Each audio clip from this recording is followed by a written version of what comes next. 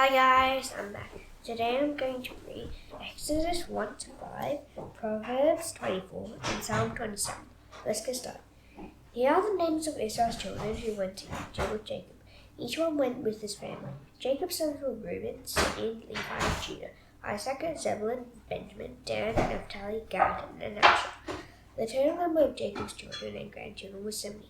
Joseph was already in Egypt. Joseph and all his brothers died. So did all their children. The people of Israel had many children. The number of them greatly increased. So there were so many of them that they filled the land. Then a new king came to power in Egypt. Joseph didn't mean anything to him. Look, he said to his people, the Israelites are far too many for us. Come, we must deal with them carefully. If we don't, there will be even more of them. Then if war breaks out, they will join our enemies. They will fight against us and leave their country. So the Egyptians put slave drivers over the people of Israel. The slave drivers treated them badly and made them work hard. The Israelites built the cities of Pithom and Ramesses so Pharaoh could store things there. The worse the slave drivers treated the Israelites, the more Israelites there were. So the Egyptians became afraid of them. They made them work hard. They didn't show them any pity. The people suffered because of their hard labor. The slave drivers forced them to work with bricks and mud. And they made them do all kinds of work in the fields. The Egyptians didn't show them any pity at all. They made them work very hard. There were two Hebrew women named Shiphrah and Puah. They helped other women having babies. The king of Egypt spoke to them. He said, "You are the ones who helped the other Hebrew women. Watch them when they get into a sitting position to have their babies. Kill the boys. Let the girls live." But Shiphrah and Puah had respect for God. They didn't do what the king of Egypt had told them to do. They let the boys live. And the king of Egypt sent for them. He asked them, "Why have you done this? Why have you let the boys live?" The women answered, "Very women are not like the women of Egypt. They are strong. They have their baby before we get there." So God was kind to Shiphrah and Puah, and the number of Israelites became even greater. Shiphrah and Puah had respect for God. They gave them families of their own. And then Pharaoh gave an order to all his people. He said, "You must throw every Hebrew baby boy into the Nile River, but let every Hebrew baby girl live." A man and a woman from the tribe of Levi got married. She became pregnant and had a son by her husband. She saw that her baby was a fine child, and she hid him for 3 months. After that, she couldn't hide him anymore. So she got a basket made out of the stems of tall grass. She coated the basket with tar. She placed the child in the basket, and she put it in the tall grass that grew along the bank of the Nile River. The child's sister wasn't very far away. She wanted to see what would happen to him. Pharaoh's daughter went down to the Nile River to take a bath. Her attendants were walking along the river bank. She saw the basket in the tall grass, so she sent a few months later to get it. When she opened it, Pharaoh's daughter saw the baby. It was crying. She felt sorry for him. "This is one of the Hebrew babies," she said. Then his sister spoke to Pharaoh's daughter. She asked, "Do you want me to go and get one of the Hebrew women? She could breastfeed the baby for you." "Yes, go," she answered. So the girl went and got the baby's milk. Pharaoh's daughter said to her, "Take this baby and feed it for me. I'll pay you." So the woman and the baby took the baby and fed him. When the child grew older, she took him to Pharaoh's daughter, and he became a son. She named him Moses. She said, "I pulled him out of the water." Moses grew up. One day he went out to where his own people were. He watched them while they were hard at work. He saw an Egyptian hitting a Hebrew man. The man was one of Moses' own people. Moses looked around and didn't see anyone, so he killed the Egyptian. Then he hid his body in the sand. The next day, Moses went out again. He saw 2 Hebrew men fighting. He asked the one who had started the fight a question. He said, Why are you hitting another Hebrew man?" The man said, "Who made you ruler and judge over us? Are you thinking about killing me as you killed the Egyptian?" Then Moses became afraid. He thought, "People must have heard about what I did."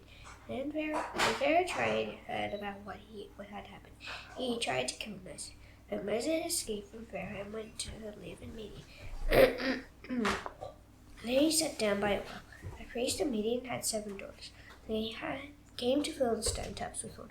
They wanted to give water to their father's flock. Some shepherds came along and chased the girls away, and Moses got up and helped them. They gave water to their flock. The girls returned to their father-in-law. He asked them, "Why have you returned so early today?" They answered, "An Egyptian saved us from the shepherds. He even brought water for us and gave it to the flock." "Where is he?" Reuben asked his daughters. "Why did you leave him?" "Invite him to have something to eat." Moses agreed to stay with the man, and the man gave his daughter Zipporah and to Moses to be his wife. Zipporah had a son by him. Moses named him Gershom. That's because Moses said, "I'm an outsider in a strange land." After a long time, the king of Egypt died. The people of Israel groaned because they were slaves. They also cried out to God. Their cry for help went up to him. God heard their groans, so he remembered his covenant with Abraham, Isaac, and Jacob. So God looked on the Israelites with concern for him. Moses was taking care of the flock of his father-in-law Jethro. Jethro was the priest of Midian. Moses led the flock to the western side of the desert. He came to Horeb. It was the mountain of God. There the angel of the Lord appeared to him from inside a burning bush. Moses saw that the bush was on fire, but it didn't burn up. So Moses thought, "I'll go over and see this strange sight. Why doesn't the bush burn up?" When the Lord saw that Moses had gone over to look, so God spoke to him from inside the bush. He called out, "Moses, Moses." "Here I am," Moses said. "Don't come any closer," God said. "Take off your sandals. The place you are standing on is holy ground." He continued, "I am the God of your father. I am the God of Abraham. I am the God of Isaac, and I am the God of Jacob." When Moses heard that, he turned his face away. He was afraid to look at God. The Lord said, "I have seen how my people are suffering in Egypt. I have heard them cry out because of their slave drivers. I am concerned about their suffering, so I have come down to save them from the Egyptians. I will bring them up out of that land. I will bring them into a good land. It has a lot of rain. It is a land that has plenty of milk and honey. The Canaanites, Hittites, Amorites, Perizzites, Hivites, and Jebusites live there. And now Israel's cry for help has reached me. I have seen how badly the Egyptians have treated them. So now, look, I am sending you to Pharaoh. I want you to bring the Israelites out of Egypt. They are my people." But Moses spake to God, "Who am I that I should go to Pharaoh?" He said, "Who am I that I should bring the Israelites out of Egypt?" God said, "I will be with you. I will give you a sign. It will prove that I have sent you. When you have brought the people out of Egypt, all of you will worship me on this mountain." Moses said to God, "Suppose I go to the people of Israel. Suppose I say to them, 'The God of your fathers has sent me to you.' Then suppose they ask me, 'What is his name?' Then what should I tell them?" God said to Moses, "I am who I am. Here's what you must say to the Israelites. Tell them, I am has sent me to you." God also said to Moses, "Say to the Israelites, 'The Lord is the God of your fathers. He sent me to you. He is the God of Abraham. He is the God of Isaac. And he is the God of Jacob. My name will always be the Lord. Call me this name for all time to come. Go, gather the elders of Israel together. Say to them, 'The Lord, the God of your fathers, appeared to me. He is the God of Abraham, Isaac, and Jacob.' God said, 'I have watched over you. I have seen what the Egyptians have done to you. I have promised to bring you up out of Egypt where you are suffering. Now I bring you into the land of the Canaanites, Hittites, Amorites, Perizzites, Hivites, and Jebusites. It is a land that is plenty of milk and honey. The elders of Israel will listen to you. Then you and the elders must go to the king of Egypt. You must say to him, 'The Lord has met with us. He is the God of the Hebrews. Let us take a journey that lasts about 3 days. We want to go into the desert to offer sacrifices to the Lord our God. But I know that the king of Egypt will not let you and your people go. Only a mighty hand could make him do that. So I'll reach out all the amazing things I'll do. Reach out in my hand. I'll strike the Egyptians with all the amazing things I'll do. After that, their king will let you go. I'll cause the Egyptians to treat you in a kind way. Then when you leave, you'll not go with your hands empty. Every woman should ask their neighbor and any woman living in her house for things made out of silver and gold. Ask them for clothes too. Put them on your children. In that way, you will take the wealth of Egypt along with you." Moses answered, "What if the elders of Israel won't believe me? What if they won't listen to me? Suppose they say, 'The Lord didn't appear to you,' then what should I do?" The Lord said to him, What do you have in your hand?" a walking stick, he said. The Lord said, throw it on the ground. So Moses threw it on the ground. It turned into a snake. He ran away from it. Then the Lord said to Moses, reach your hand out, take the snake by the tail. So he reached out and grabbed the snake. It turned back into a walking stick in his hand. The Lord said, when they see this sign, they will believe that I appeared to you. I am the Lord, the God of their fathers. I am the God of Abraham. I am the God of Isaac. And I am the God of Jacob. Then the Lord said, you will put your hand inside your coat. So Moses put his hand inside his coat. When he took it out, the skin had become as white as snow. His hand was covered with skin disease. Now put it back into your coat, the Lord said. So Moses put his hand back into his coat. When he took it out, the skin was healthy again. His hand was like the rest of his skin. Then the Lord said, suppose they do not believe you will pay attention to the first sign. Then maybe they will believe the second one. And suppose they do not believe you the sign. Suppose they will not listen to you. Then get some water from the Nile. Pour it on the dry ground. The water you take from the river will turn into blood on the ground. Moses spoke to the Lord. He said, Lord, I've never been a good speaker, and I haven't gotten. But suppose they do not believe either sign. Suppose they will not listen to you. Then get some water from the Nile River. Pour it on the dry ground. The water you take from the river will turn into blood on the ground. Moses said to the Lord, he said, Lord, I've never been a good speaker, and I haven't gotten any better since you spoke to me. I don't speak very well at all. The Lord said to him, He makes human beings able to talk. He makes them unable to hear or speak. He makes them able to see. He makes them blind. It is I, the Lord. Now go, I will help you speak. I will teach you what to say. But Moses said, Lord, please send someone else to do it. Then the Lord became angry with Moses. He said, what about your brother Aaron the Levite? I know he can speak well. He is already on his way to meet you. He will be glad to see you. Speak to him. Tell him what to say. I will help both of you speak. I will teach you what to do. He will speak to the people for you. He will be like your mouth, and you will be like God to him. But take this walking stick in your hand. You will be able to do signs in it. And then Moses went back to his father-in-law Jethro. He said to him, let me return to my own people in Egypt. I want to see if any of them are still alive. Jethro said, go, I hope everything goes well with you. The Lord had said to Moses in Midian, go back to Egypt. All those who wanted to kill you are dead. So Moses got his wife and sons. He put them on a donkey. Together they started back to Egypt. Then he took the walking stick in his hand. It was a stick God would use in a powerful way. Then the Lord spoke to Moses. He said, when you return to Egypt, do all the amazing things I have given you the power to do. Do them in the sight of Pharaoh, but I will make him stubborn. He will not let the people go. Then say to Pharaoh, the Lord says, Israel is like an older son to me. I told you, let my son go. Then you will be able to worship me. But you refuse to let him go. So I will kill your older son. On the way to Egypt, Moses stopped for the night. There the Lord met him and was about to kill him. But Zipporah got a knife out of wood. She circumcised his son with it.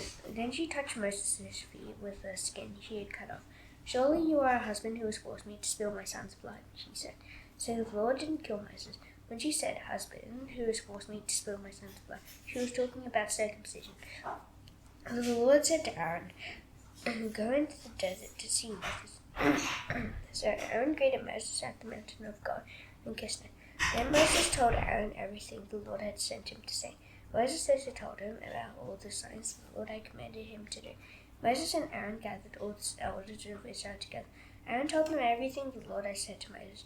He also performed the signs in the sight of the people, and they believed. They heard that the Lord was concerned about them. They had seen their suffering, so they bowed down and worshipped him. Later on, Moses and Aaron went to Pharaoh. They said, the Lord is the God of Israel. He says, let my people go. Then they will be able to hold a feast to honor me in the desert. Pharaoh said, who is the Lord? Why should I obey him? Why should I let Israel go? I don't even know the Lord, and I won't let Israel go. Then Moses and Aaron said, the God of the Hebrews has met with us. Now let's take a journey that lasts about 3 days. We are going to go to the desert to offer sacrifices to the Lord our God.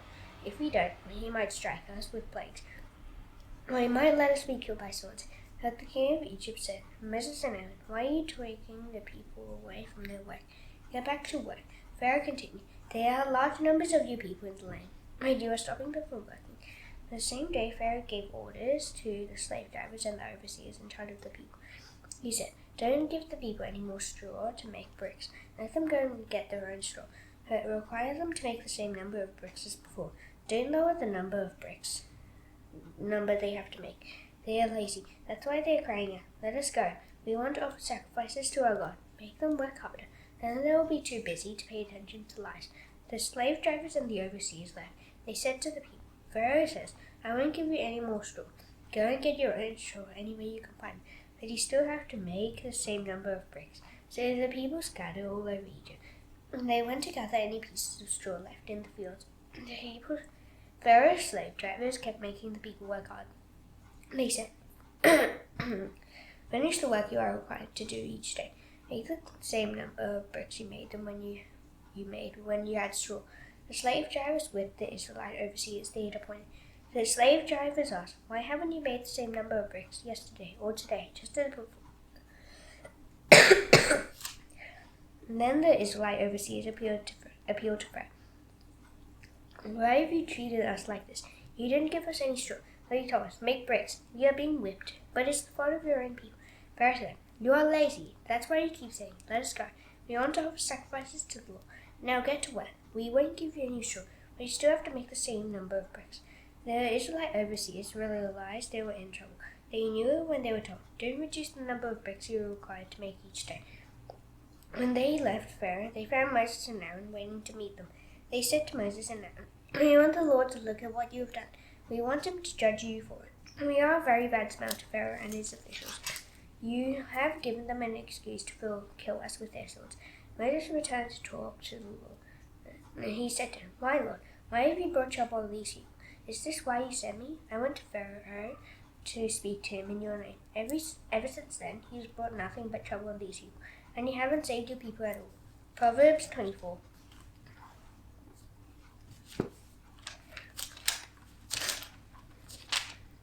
Do not want what evil people have. Don't long to be with them. In their house they plan to hurt others. With their lips they talk about making trouble. By wisdom a house is built. Through understanding it is made secure. Through knowledge its rooms are filled with priceless and beautiful things. Wise people have success by means of great power. Those who have knowledge gather strength. If you go to war, you should only need kindness. If you want to win, you need many good advices. Wisdom is too high for foolish people. You shouldn't speak when people meet at the city gate to conduct business.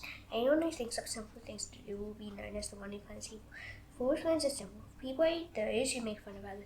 If you go weak when trouble comes, your strength is very small. Save those who are being led away to death. Hold back those who are about to be killed. Don't say, "Oh, we didn't know anything about this." Doesn't the God who knows what you are thinking see it? Doesn't the God who guards your life know it?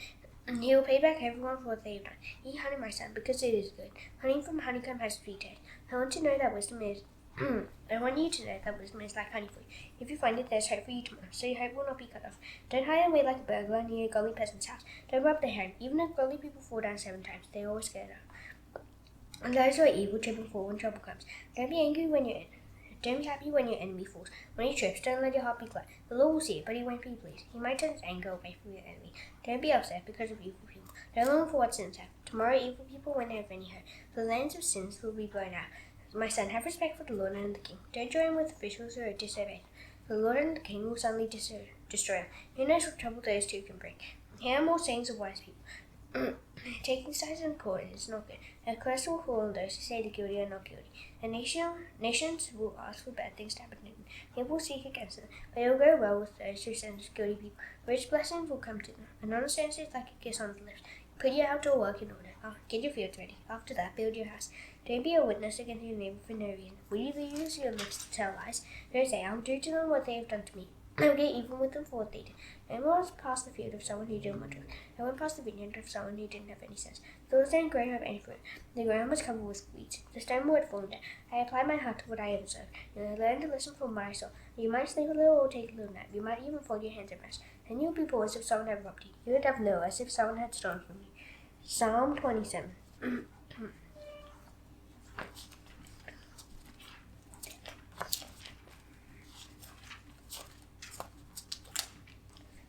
The Lord is my light and he saved me. Why should I fear evil? The Lord is my place of safety. Why should I be afraid? My enemies are evil. They will trip and fall when they attack me and try to swallow me up. Even if an army attacks me, my heart will not be afraid. Even if war breaks out against me, I'll still trust in God. I'm asking the Lord for only one thing. Here's what I want. I want to live in the house of the Lord all the days of my life. I want to look at the beauty of the Lord. I want to worship Him in His temple. When I'm in trouble, He will keep me safe in His house. He'll hide me in the safety of His holy tent. He'll put me on a rock that is very high. Then I'll win the battle over my enemies who are all around me. With His holy tent, I'll offer my sacrifice with shouts of joy. I'll sing and make music to the Lord. Lord, treat in my voice when I call out to you. Treat me with kindness and answer me. My heart says, seek Him. Lord, I'll seek you. Don't turn your face away from me. Don't turn me away because you are angry. You have helped me. God, my Savior, don't say no to me. Don't desert me. My father and mother may desert me, but the Lord will set me. Lord, teach me your ways. Lead me along a straight path. There are many people who treat me badly. My enemies want to harm me, so don't turn me over to them. Witnesses who tell lies are rising up against me. They say all sorts of evil things about me. Here's something I'm still sure of. Well, I'll see the Lord's goodness while I'm still alive. Wait for the Lord. Be strong and don't desert. Wait for the Lord. Now that's done, I shall now do the Lord's Prayer. Please bow your heads. Our Father in heaven, hallowed be your name. Your kingdom come, your will be done on earth as it is in heaven. Give us today our daily bread. Forgive us our debts, as you also forgive our debtors. Lead us not into temptation, but deliver us from the evil one. For yours is the kingdom, and the power, and the glory forever. Amen. See you tomorrow. Bye.